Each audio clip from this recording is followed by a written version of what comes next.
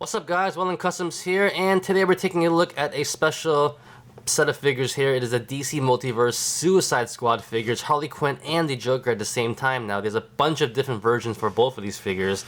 I believe you take a look at the back, you could get a Joker with the purple jacket on, I believe no shirt on as well. You have Harley Quinn also with a jacket too, and also with a dress on. So you have a lot of different versions. You can also make different Killer Crocs if you want to do that. But today we're taking a look at these two. I believe these are good enough maybe for you.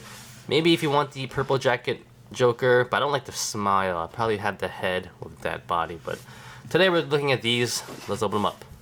Alright, so here they are out of the box, side by side. Let's take a look at accessories first. Joker comes with 2 arms for Killer Croc wearing the jacket, if you want to do that yourself. No hands though, I guess that's another accessory for another figure. Harley Quinn, on the other hand, comes with the left leg of Killer Croc right there, the lower part. Put it aside. Now taking a look at these two right here. Joker does come with 2 accessories himself. A nice looking gun. Not bad actually, I have to admit, it looks pretty cool. A lot better than Deadshot's. It's a nice purple gun of some white and also some gold on it. You can take a look really closely. It looks like it's a Joker head on the handle, but it's really hard to take notice. But it's there. Not bad. Pretty good. And also he comes with a purple knife. I don't know if this is supposed to be purple or they just were too lazy to paint it, but there you go as well. Harley Quinn, on the other hand, does come with a baseball bat right here. It says good night. Not bad. It's pretty cool to have a nice baseball bat as an accessory. Why not, right? And she holds it okay, and I'll try to get into her hand really quickly right now. Her hands are pretty hard.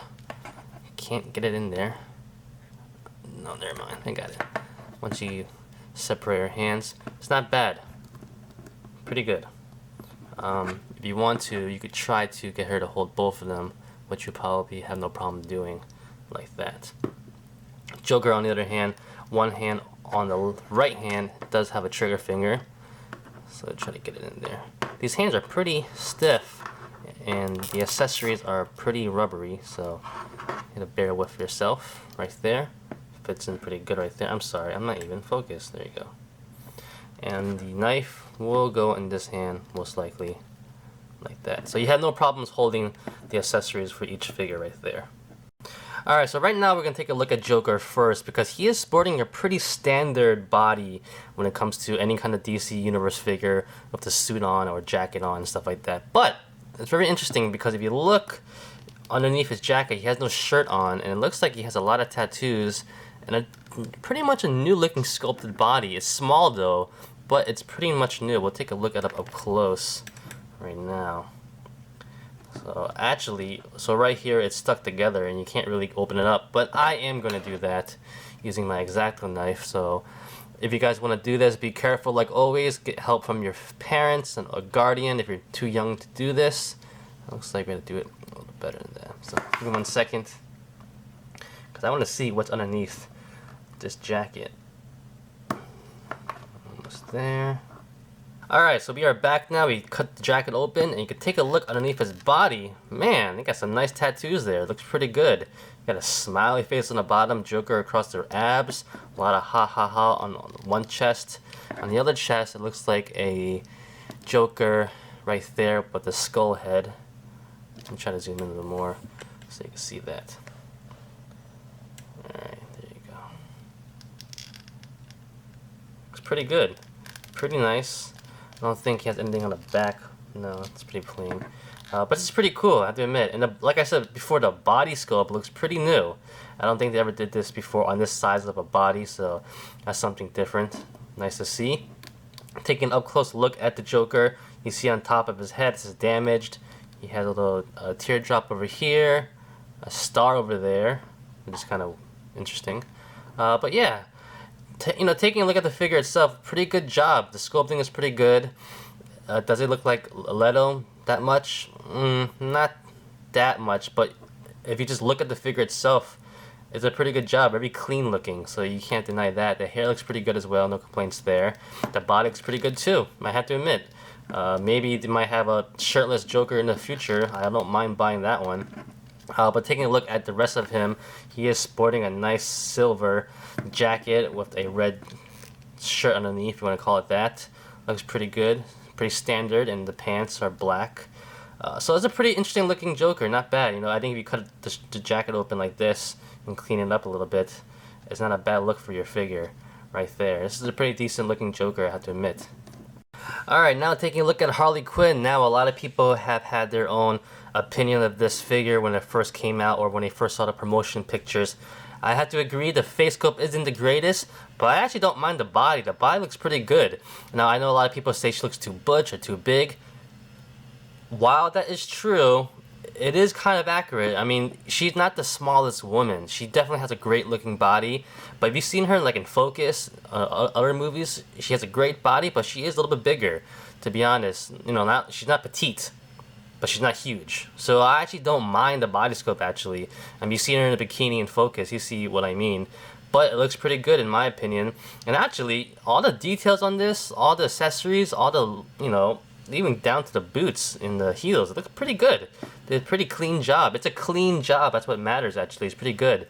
But if you just maybe you want to change up the head, I think I wouldn't have a problem with this figure, to be honest.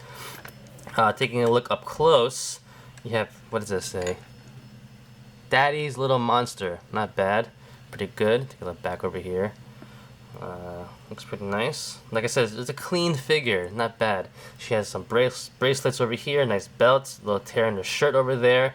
Going back to her head sculpt, like a lot of people said, and I said right now, I'm not a big fan of it. I would maybe even switch out the head for another Harley Quinn head, who knows. But going down, you have her underwear, fishnet stockings right there. She has a bunch of, I don't know if these are supposed to be tattoos or something like that, but it actually looks upside down, and I'm not really sure if that's how it's supposed to be, if mine just got messed up, but that's really interesting. I would think it's the other way around. Who knows? I would definitely need to look at other figures to see if that's true or not. And going down to her boots, stilettos, what you want to call it, looks pretty good. Not bad. Pretty decent overall. One more thing out, on the side of her face, she does have a little tattoo there of a heart as well. Just like the Joker actually has a star in his head, which is interesting. And it says rotten. And she has some earrings on as well. So it's pretty good. Alright, now taking a look at articulation for both of these figures. They pretty much have the same exact articulation points on both of them. It just comes down to who has better range of motion in them. So for the Joker, he has a ball jointed head. Doesn't go up and down that much, but goes left and right, no problems there. On the shoulders, they have hinge joints that rotate to go up and down, in and out, no problems there. Smooth. Bicep swivel over here. One point at the elbow, and a wrist swivel, no hinge though. Going down to the ab joint over here. Not bad. It could be a lot worse, so it's pretty good. Better than Batman's at least. Waist swivel as well. The hips are T-jointed hips. They go up that far. Not horrible, but it could be better. Go back that far. In and out, no problems there. He does have a thigh swivel, sorry, right there. One point at the knee. And at the ankle, he just has one hinge, and that's about it. Now going back to Harley. Alright, now taking a look at Harley, like I said before, she pretty much has the same exact articulation joints. Ball joint in the head, but only goes left and right, does not go up and down at all actually. The hair does move a little bit, it's soft rubber, but you don't want to do it too much, you might break it. The hinge joint shoulders over here, go up and down, no problems there. Up and down like that as well. Bicep swivel right here. One point at the elbow, which isn't the greatest, could be a little better. But she also does have a rotation here at the forearm, but it's pretty much useless. I don't know why they did that. And she has a wrist swivel as well over here. The ab joint could be better. See that? Not the greatest. She does have a waist swivel as well. The T-jointed hips are pretty good too though. They go up about that far. That's not bad at all, really. They go in and out as well. They go back a little bit. That much. Thigh swivel. One point at the knee right here. And at the boots, she has one little hinge, but it's pretty much useless because of the way it's sculpted on the boot. So that's all you get. So, like I said before, they pretty much have the same articulation joints, both of these figures. Harley is a little bit limited in the boot area, but overall she does have pretty good thighs, waist swivels. Yep, there you go. Alright, now quick size comparison. Here is the new Joker and Harley Quinn. with the more recent Harley Quinn and Joker figures from the DC Universe line, and also DC Icons. So I thought this is a good comparison. Obviously, two different versions of Harley Quinn right here, but it's nice to see where they're coming from. And for our last size comparison, here they are with other DC figures. We have Deadshot right here and also Batman right there. So no, to be honest, these figures are a little bit better than I thought they would be. I know a lot of people have predetermined ideas when it comes to these movie figures from DC Multiverse. But you know what? It's not bad. It's a different look and different take on these characters. And I think Mattel actually did a pretty good job overall. It's not the most detailed figures, but when it comes down to what they're doing, it's pretty clean. That's what I'm trying to say. It's pretty clean figures for what they're giving us, and I really don't have a problem with them. This is a really unique looking Joker to have now. Looks less like the comic version of anything, even though they're trying to go for that in the movies. But he has like a mobster look to him, which is pretty interesting overall. And of course, Harley has her own different versions in the comic books, in the movies, in the video game version. So this is a very interesting look at her right here too. So you guys have your own opinion about them. I think they're pretty decent. I think I had lower expectations, and actually they beat them a little bit, so I'm pretty happy with them. So that's about it, guys. What do you guys think about them? Do you like them? Do you think they're worse or better than you expected?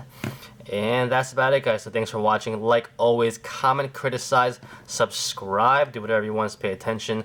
Follow me on Facebook, Twitter, and Instagram. And go to wildlandcustoms.com. If you liked the video, get a thumbs up. Peace!